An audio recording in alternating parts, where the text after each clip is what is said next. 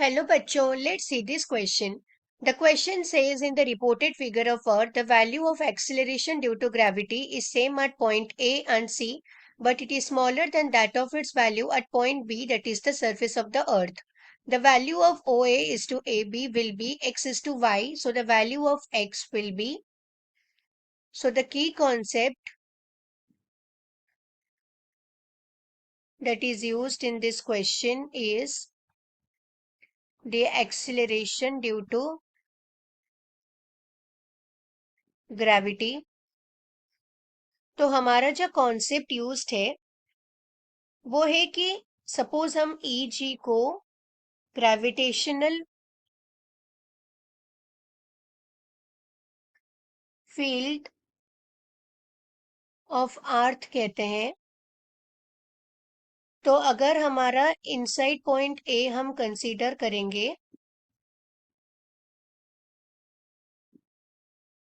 तो हमारा जो ई जी का वैल्यू होगा उसका फॉर्मूला दिया जाता है G M R divided by R Q, और यहाँ पे हमारा आर का वैल्यू ओ ए गिवन है ऑलरेडी क्वेश्चन पे।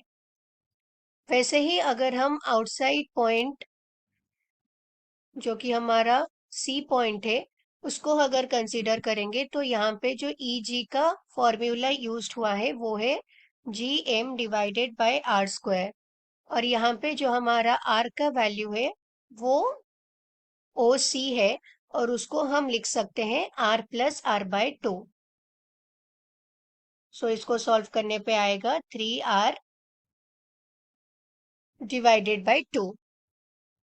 तो अभी हमको एक्सीलरेशन ड्यू टू ग्रेविटी जो दोनों पॉइंट्स में सिमिलर है क्वेश्चन में गिवन है।